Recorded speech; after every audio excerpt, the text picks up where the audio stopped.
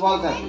আপনার ছেলে মেয়ে যদি অ আ ক খ যদি ঠিক করে না শিখতে পারে, তাহলে বয়স অনুসারে ক্লাসে ভর্তি করে কোনো লাভ হবে না।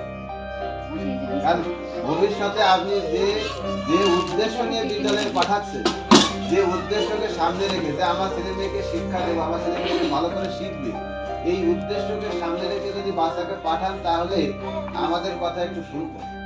আপনারা যেমন ডাক্তারের কাছে যান, যে ডাক্তার আমার রোগ হলে যেমন বিশেষজ্ঞের কাছে যান, তেমনি স্কুলে ছেলে মেয়ে পড়াতে গেলে তার মাস্টার কিংবা ম্যাডামের কথা একটু শোনা দরকার।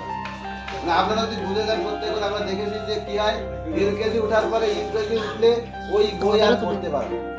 আর আমাদের হচ্ছে এই প্রাইভেট সংস্থা আমরা ভর্তি করে দিই যে আমার মাসে 300 টাকা আসবে, আমার ম্যাডামের পয়সা আসবে। এই উদ্দেশ্য তো আমাদের না। মূল উদ্দেশ্য হচ্ছে আপনাদের ছেলে মেয়ে শেখা।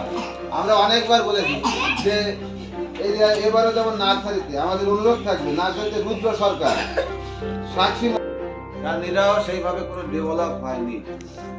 তারপর ইউকেজিতে অঙ্কিতা মল্লিক, তাহাবিব মন্ডল আমরা বলেছি, নায়েম মন্ডল, এমটি শামসুল মন্ডল এরা একটু ভালো, সায়ন মল্লিক এবং ফাকু বিশ্বাস এরা তুলনামূলক ভাবে ভালো। লাস্টে তিনজনের যারা নাম বললাম, কিন্তু প্রথম যে আমরা তিনজনের নাম বললাম, এরা অবশ্যই এদের ইউকেজিতে পড়ানো হয়। তাহলে আমাদের মনে হয় যে আমরা যে উদ্দেশ্যকে সামনে রেখে ছেলে মেয়েদের ভর্তি করি, কিংবা বাবা মারও খুব ইচ্ছা যে আমার ছেলে মেয়ে একটু ভালো করে শিখুক, আর এখন যদি না শিখতে পারে, শুধু ওই বয়স অনুসারে যদি ক্লাসে ঢুকে দেন, তাহলে আমার মনে হয় যে সেই উদ্দেশ্য সাফল্যমণ্ডিত হবে না।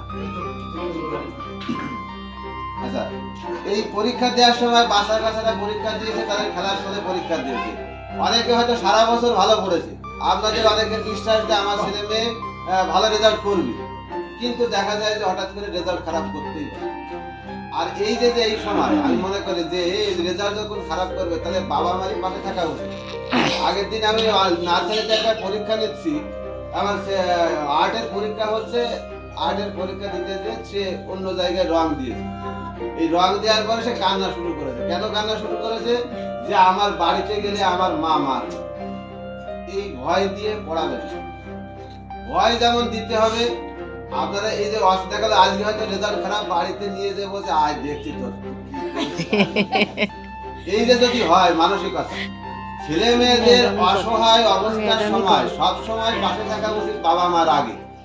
যদি রেজাল্ট যদি খারাপ করেও থাকে, তাহলে আমাদের অনুরোধ থাকবে, আমরা যেমন থাকবো তেমনি আপনারাও আপনার ছেলে মেয়েদের পাশে থাকবে।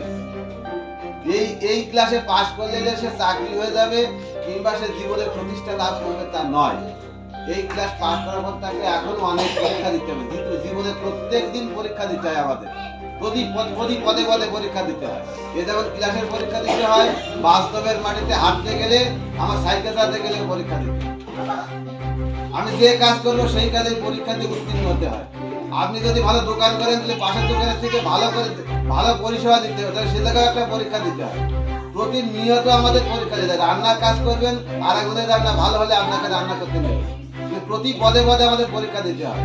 পরীক্ষা দেওয়ার মানসিকতা তৈরি করতে হয় যে পরীক্ষা দিয়ে কি করে জীবনে সাফল্য অর্জন করা যায়। শুধুমাত্র জীবনে এই ক্লাস 3-তে পাস করলাম কি মাধ্যমিক পাস করলাম তা নয়।